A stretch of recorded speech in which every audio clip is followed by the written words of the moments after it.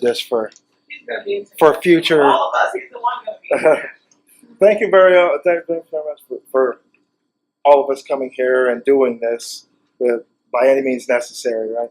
So today we're doing reflections on Easter. And what Easter means to me is that winter is supposedly gone. So I hope you guys like the 3 days worth of spring that we got earlier last week, because it seems to be coming back. But winter is a time where everything in nature dies. Trees shed their leaves, all the grass seems to go dormant, and things just kind of wither away. But we need that death in order for the springtime rain to come and use that to fertilize the new growth. So you would, if you were thinking about it, recognize that everything is a cycle and it has to die in order for new things to come into place. And I believe Easter is of course a Christian holiday, and it's about the resurrection of Jesus Christ. So even if you're not a Christian or any religion for that matter, you can still dwell upon things dying and coming in, some new life coming out of an old life that has gone and perished. Kind of like the story of the phoenix, where it's a bird that dies and turns into a bunch of ashes, and then out of the ashes it's reborn.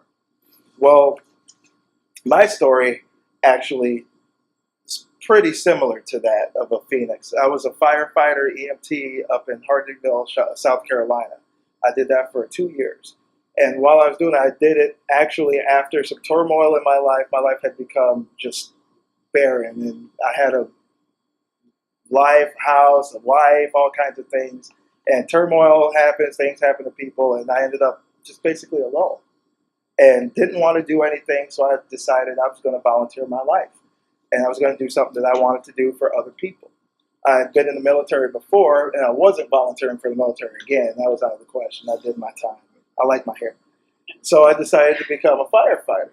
So while I was firefighting, I had a lot of close calls, but the one that particularly got me was an interior fire we went into.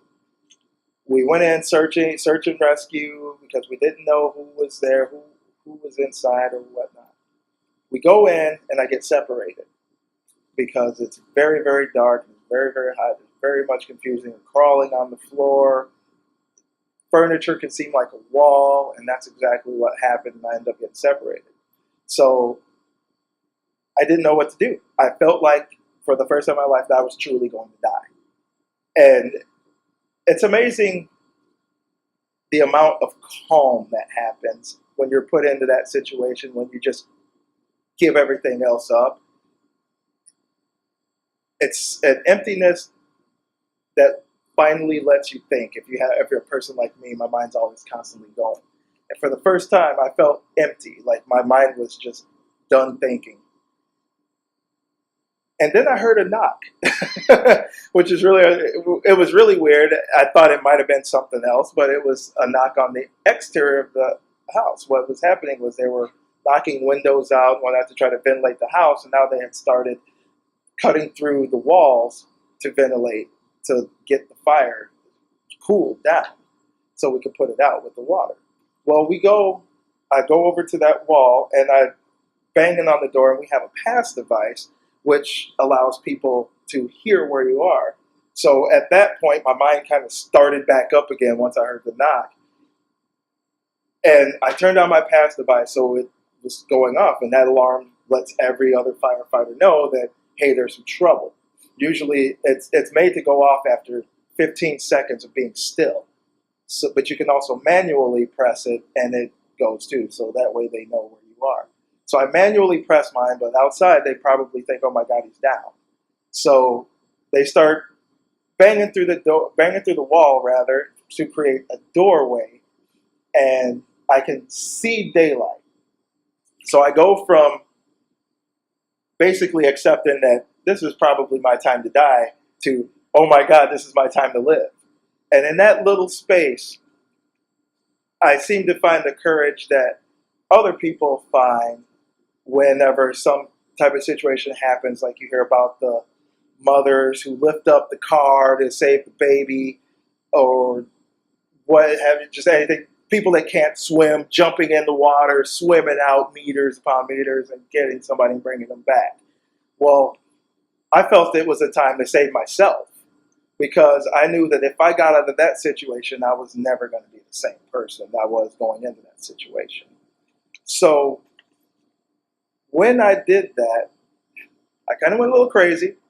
I started just banging on the wall and trying to knock holes through the wall where I saw they were coming. So you have people, big, huge guys with fire axes chopping at one end of the wall, and me pounding on the wall with my bare hands, which isn't the smartest thing to do, but I did it anyway. You know, because that thinking kind of took over then, and it was that fight or flight response. So I started fighting my way out of there. And finally, I gave one giant shove. I yelled, I said, everybody stand back, and I ran and I drop kicked that wall. And I went through it. I actually got through the wall, which is amazing, because if I thought about it again, I probably would never be able to bust through a wall. So that was my Hulk moment. I'm proud of too. But I came out, I went in, and somewhere the old me just died in there. And I came out reborn. I came out a very new person. And if I tell that story to people, I tell it because of two reasons. One, I guess I'm just fastitious when it comes to talking about myself. I really don't like doing that. I don't feel like I've done many accomplishments to warrant me talking about myself.